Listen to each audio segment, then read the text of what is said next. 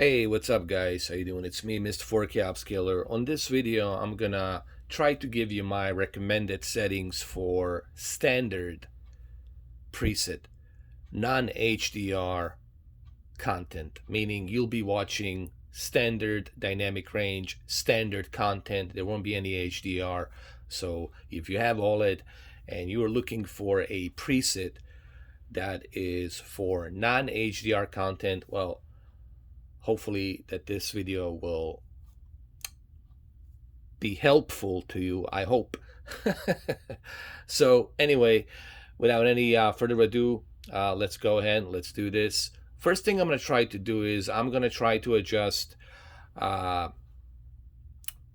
amount of OLED light and the amount of contrast do I need. And I'm going to use this pattern right here to help me see if I am crushing my shadows. What do I mean by shadows? Meaning that I can see definition of the black levels. So I'm gonna walk you through this and I'm gonna show you my preferences for a standard preset, non-HDR content standard preset. So let's go ahead, let's do this. So we're gonna start off with the standard. Now you can use any preset you want.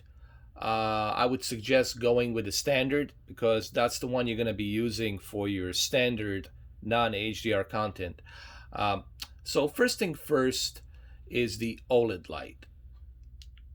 Now, the OLED light, it's really going to depend on where you are in your house and where exactly is your television. Is it in a bedroom or in the living room? If it's in a living room, it all depends where that living room is. Is it next to the balcony where there's a lot of light? Is it in the house where there's a pool deck next to it and there's a lot of light coming in? So all of this will determine based on where you are. Okay, and this is something you will have to adjust as well.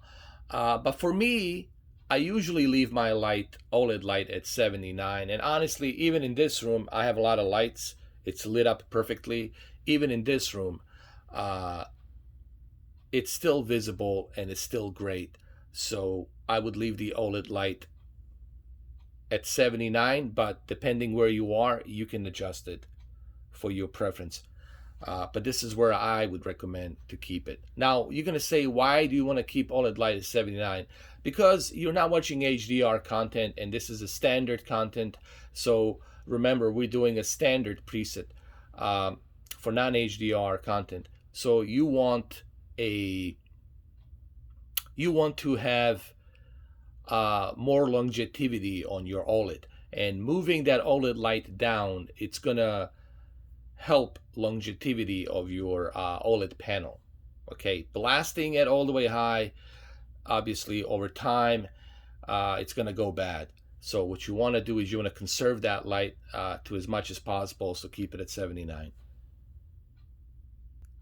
Now moving on to the contrast. What is the contrast? Contrast is really your white digital levels, definition of your white digital levels, and how much of that contrast are you gonna blast into your white digital levels. So what I try to do here, because we don't have any HDR, this is for standard.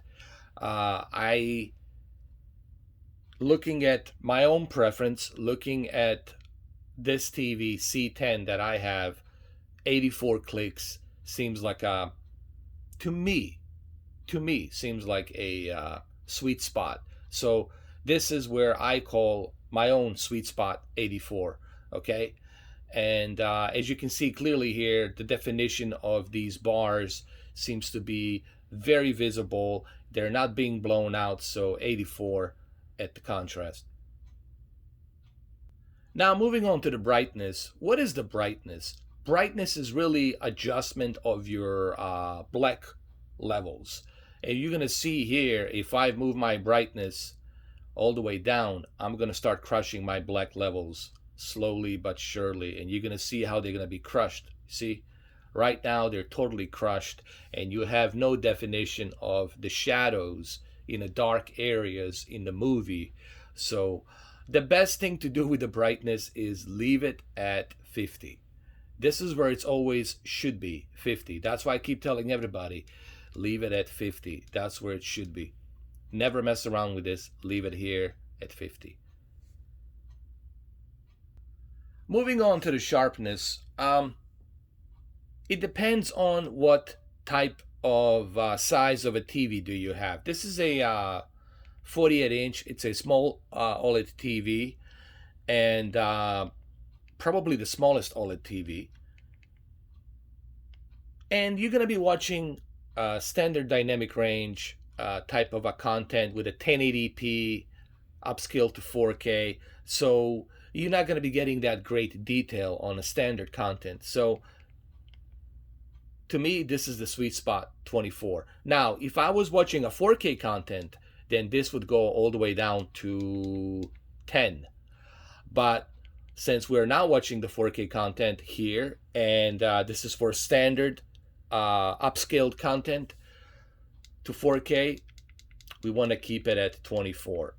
Again, these are my preferences. I'm not saying that this is a Bible and you got to do it like this. I'm simply saying this is what I recommend, okay? Because you're asking me my preference, so I'm giving you my preference. Now, moving on to the colors, and where should your color be on a standard? Normally, I would tell you 50. Keep it at 50, you know, and that's fine. You can choose 50, but 53, I always feel that 53, it's a little extra icing on the cake. And don't worry, you're not going to be oversaturating anything moving 3 clicks up. This is just my own preference. Again, everyone will recommend that you keep it at 50. And you should always have your color at 50 to keep it more natural. But I wouldn't mind having it move to 53. But that's the maximum I would go, 3 clicks, 53. But in this case, we'll keep it at 50. And as you can see, nothing's being oversaturated here. Everything's normal. Now, how else can you avoid oversaturation? Okay, well, I'm going to show you in a second. Go to your picture settings and go to the advanced controls settings and make sure that you turn off dynamic color. You want to turn this off, okay? Turn the dynamic color off. And you don't need that, okay? Because if you turn the dynamic color on, all you're going to do is you're going to oversaturate the colors. And you want to avoid that bleeding of the colors so that, you know, the characters don't look like they came out of like, I don't know, so they don't look like a Red Lobsters, if you will. So turn all of these, like dynamic contrast, you can turn that off as well. You don't need that. Dynamic color, turn it off. Now, these are the two important things. Is the color gamut needs to be at automatic. Let the colors be at the automatic. Let the colors be at the automatic. And turn off dynamic color off. So dynamic color off and color gamut at automatic. So remember, color gamut automatic and dynamic color off. Now gamma, where should gamma be since we're watching standard? That's something I'm going to talk about later on. Peak brightness, do you need the peak brightness here? No, you don't. And we're going to get to that right now. And you look at this square over here, this little bright white square. Why we don't want the peak brightness on a standard content? Because there's no HDR. There's no HDR metadata that requires you to blast that peak brightness. Okay, so you see what it does? Yes, it brightens it up, but it also creates unnatural shadows here on the black square right here. It creates unnatural shadows, And you'll see when I turn it off, it becomes more natural. And when I blast it all the way high, it creates it more overblown. So peak brightness, first of all, why would you use a peak brightness for standard non-HDR content? First of all, you're wasting your OLED panel, light, expensive OLED panel. So why would you want to do that? So just turn it off. You only use this for high dynamic range metadata, for HDR metadata. You only use this. So turn it off. So let's get back to the gamma, right back here on the advanced controls. Right now I have it at high 1, and it seems natural, okay? And that's where I want this gamma to be, to look natural on the shadows, on this black square. It doesn't look crushed. I know that it might seem to you that it looks crushed, but it's not. Why I recommend the high 1? It's so that way your standard content can look better in contrast ratio. If you move it to medium, you're going to see that the black levels are not going to look that redefined. They're going to look like there's some smoke coming out of it right here, especially on the low. Okay, see, now everything's more smoky and brighter. I know it's hard for you to see it with your own two eyes through video, and for this camera to capture what I'm seeing. Remember, the camera lens cannot depict what my own two eyes are seeing. You'll just have to trust me on this. So what's the best thing to do? The best thing to do is to keep it at high 1. And you see, now it's natural. Now you got a natural definition of the black level shadows. Okay. So on the advanced controls, the only thing I would recommend is obviously using the gamma at high 1 and color gamut at automatic. So you want the color gamut automatic and gamma at high 1. Everything else, all of these filters, you can turn off. Turn off the peak brightness, turn off the super resolution filter, turn off dynamic color filter, because that's what it is, the filter, and turn off dynamic contrast filter, because you don't want your white digital levels to be overblown. You want to be able to see definition of the sky, the blue, bright white sky, much better. All right, so we have covered the OLED light at 79. We have covered the contrast at 84. We have covered the brightness at 50, sharpness at 24.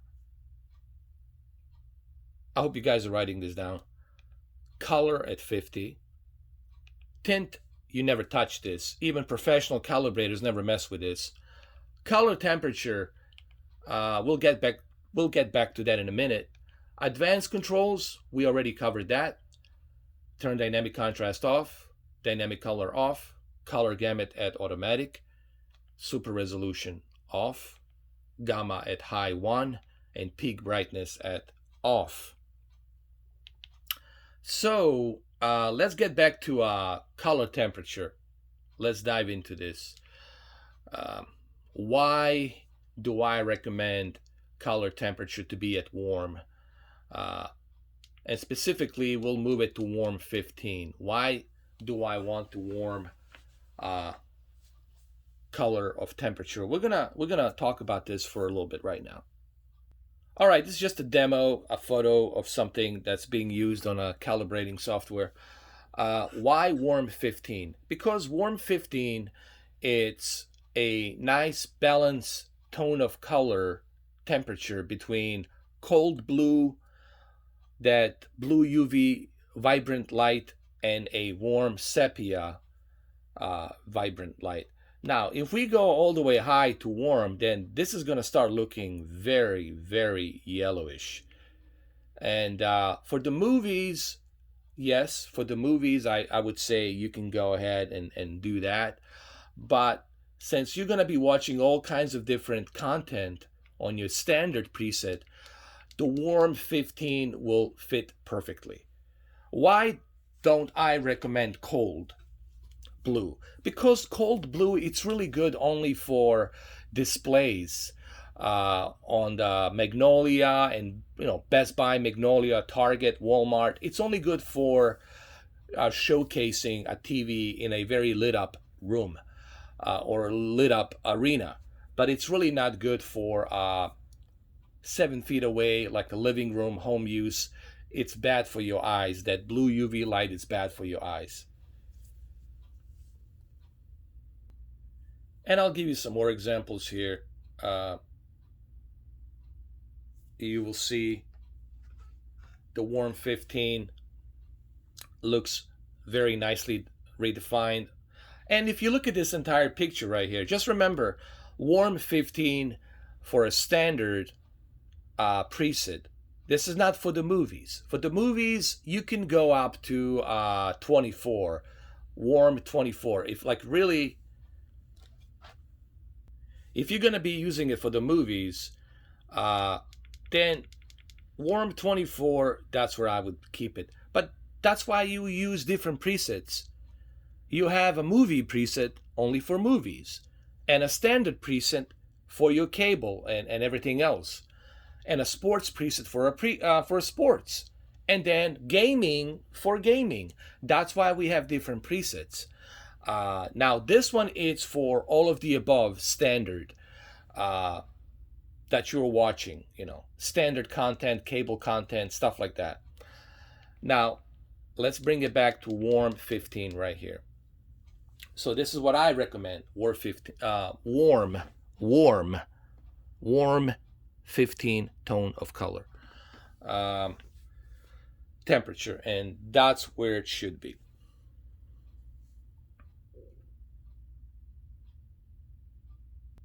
As you can see on this video that I'm using from other YouTube channels for a test pattern, just for a reference, I'm using these videos. As you can see here, it looks very nicely redefined.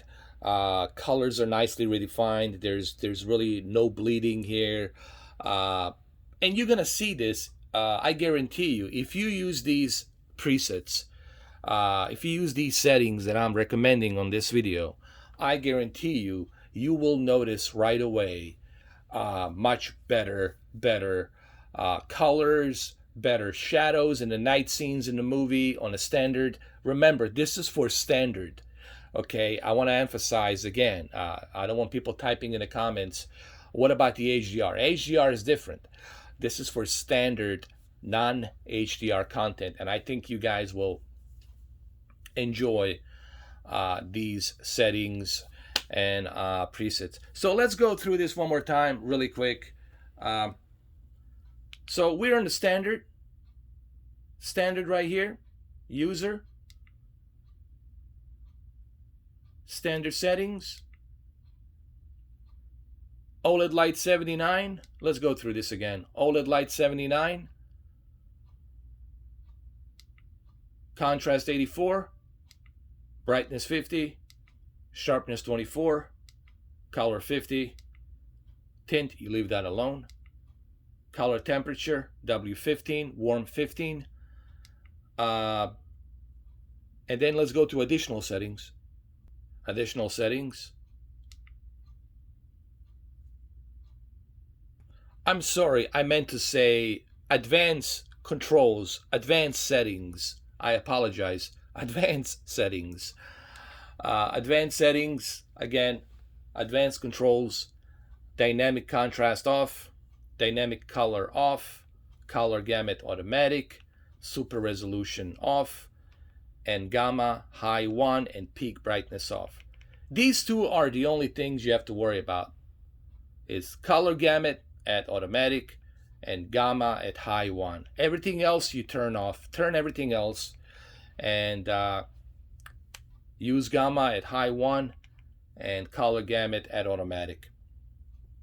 And I guarantee you, if you go and look at some of the other calibrators, you will find out that they're using pretty much the same the same exact recommended settings that I'm using. And I was blown away when I was looking at the Artings, when I was looking at the other channels, that they were using exactly pretty much the same thing that I was using. And you guys can go and check it out for a reference if you want. All right, so there you have it. I hope this video was helpful. Remember, these are my recommended presets. There is no such a thing as a wrong custom preset. This is what I think is the best for the OLED on a standard. And if you guys have something better, I'm more than happy to look at it. But this is what I think. This is what I recommend. Okay, so keep that in mind. All right. So, well, thank you for watching, and I'll see you guys soon. I'll see you soon.